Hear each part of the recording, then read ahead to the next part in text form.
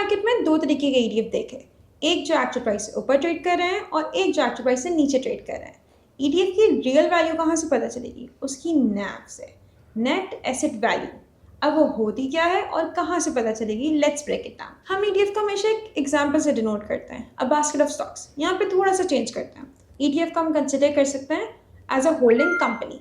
अब वो holding company कुछ बनाती नहीं है, बस स्टॉक्स ओन करती है। अब उस होल्डिंग कंपनी के पास दो चीज़ें हैं, 10 रुपये कैश और 90 रुपीज़ के स्टॉक्स, जो कि उसकी टोटल एसेट वैल्यू बनाते हैं 100 रुपये। अब वो होल्डिंग कंपनी स्टॉक मार्केट पर ट्रेड होती है, जिसके लिए वो अपने आप को यूनिट्स में डिवाइड करती है। इस एग्जाम्पल में हम लोग 10 यूनिट्स कंसिडर करते हैं and you own one of the units and that one unit is equal to 10 rupees.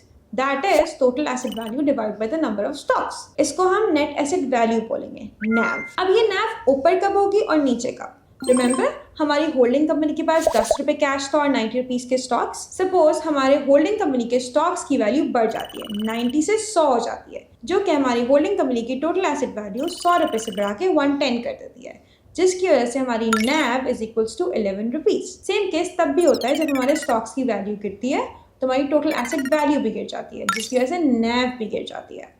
जब होल्डिंग कंपनी के स्टॉक्स को डिविडेंड देते हैं तो उसकी स्टॉक्स की वैल्यू गिर जाती है। यहाँ हम सपोज करते हैं उन्होंने 9 रुपये डिविडेंड दिया, उनकी स्टॉक की वैल्यू 9 रुपये से ही गिर गई, लेकिन होल्डिंग कंपनी का कैश बैलेंस बढ़ गया, 10 से 19 रुपये हो गया। तो नेट में कोई चेंज नहीं आया और NAV भी चेंज नहीं है, जो कि 10 थी और 10 ही रहेगी। लेकिन अब जब वो होल्डिंग कंपनी वो 9 रुपये अपने इन्वेस्टर्स को डिस्पर्स करेगी, मतलब कैश निकालेगी, तो उसकी NAV 10 रुपये से 9.1 हो जाएगी। सिंपल वर्ड्स में, जब डिविडेंड देते हैं स्टॉक्स तो आपके नेट में कोई चेंज नहीं आता, लेकिन जब कैश बाहर निकलता है तो आपकी NAV भी गिरती है और आपकी वैल्यू भी गिरती है। हमें इतना तो समझ आ गया कि NAV रिफ्लेक्ट करता है फंड की एक्चुअल वैल्यू। नाउ ETF और रेगुलर म्यूचुअल फंड की NAV में थोड़ा सा डिफरेंस है। रेगुलर म्यूचुअल फंड की NAV तब कैलकुलेट होती है जब डे एंड हो जाता है और उसी पे ट्रेडिंग होती है, लेकिन ETF थोड़ा सा डिफरेंट है। ETF ट्रेड होता है PSX पे, यानी कि स्टॉक मार्केट पे, जिसकी वजह से उसकी रियल वैल्यू फ्लक्चुएट करती है और वो हमें दिखती है INAV पे, इंट्राडे NAV, एंड वो PSX पे पब्लिश होती है एवरी 15 सेकेंड्स। अगर आप अब MI ETF बाय करते हैं INAV से ऊपर तो आप नुकसान में जाएंगे, और ये बात सिर्फ MI ETF के लिए नहीं, बाकी सारे ETF से भी अप्लाई होती है। इसकी क्या गारंटी है कि ETF की प्राइस और NAV सेम रहेगी, कि हमें ETF उसकी NAV पे ही मिलेगा? This is where a very important entity comes in, a market maker.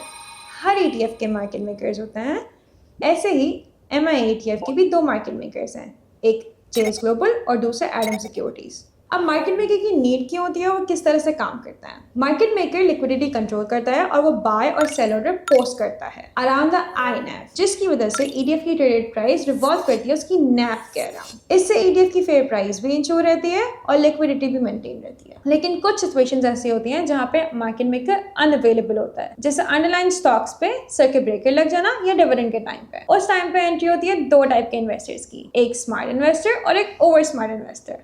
Smart investor trade करता है INAV देख के, ओवर स्मार्ट इन्वेस्टर ट्रेड करता है प्राइस देख के, और जब मार्केट मेकर वापस आता है so they bring back the price back to its NAV। अब आप बताएं नुकसान किसका होगा? उम्मीद है कि आपको NAV समझ आ गई होगी और आप ओवर स्मार्ट इन्वेस्टर की तरह इन्वेस्टमेंट नहीं करेंगे। लेकिन अभी भी आपके माइंड में कोई कंफ्यूजन है तो comment down below. Thank you.